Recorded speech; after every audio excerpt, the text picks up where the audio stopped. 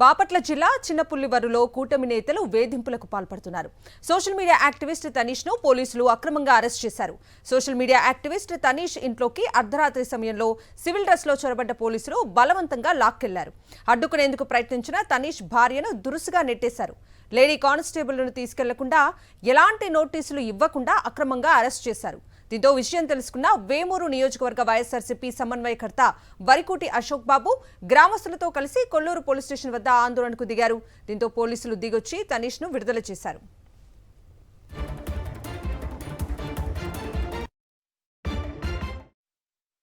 TDP వాళ్ళు ఏ అయితే దుర్మార్గాలు అక్రమాలు చేస్తున్నారో వాటి గురించి దాని గురించి మాట్లాడితే అక్రమంగా కేసులు పెట్టారు నా మీద. ఇప్పుడు కేసు పెట్టానని చెప్పేసి వచ్చారు, ఇప్పుడు వరకు తెలియదు.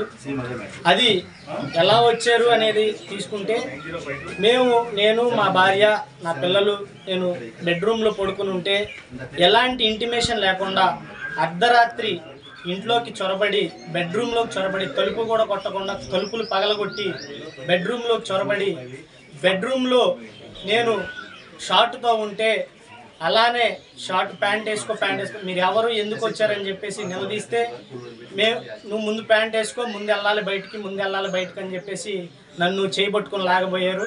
చేయబట్టుకుని లాగితే అంతలోకి మా వైఫ్ లేచారు.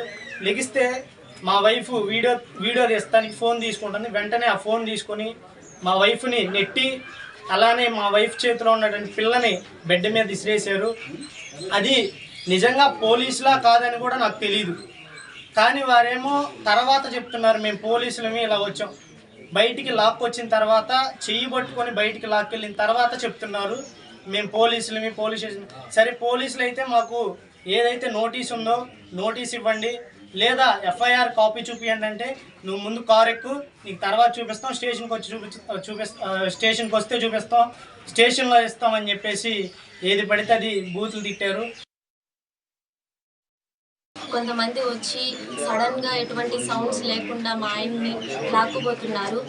ఏమిటి అని నేను లేచి చూస్తే నన్ను పిల్లని కూడా నెట్టేసి మా ఆయన లాక్కుపోతున్నారు. బయటకు వెళ్ళి చూస్తే వాళ్ళు పోలీసులు అంటున్నారు, కానీ ఎటువంటి యూనిఫామ్ లేకపోవడం వల్ల ఎవరు ఏంటి అని నేనైతే గుర్తుపట్టలేదు. పల్లెల్లోకి వచ్చేటప్పుడు ఒకసారి తెలుసుకొని రావాలని చెప్తున్న చట్టం అందరికీ, పెద్దోళ్ళకి ఏదైతే చట్టం ఉందో పేద వర్గాలకి పల్లెల్లో వాళ్ళకు కూడా అదే చట్టాన్ని పాటించాలని చెప్పేసి చెప్తా ఉన్నా. దీన్ని ఇంతటితో పోదు.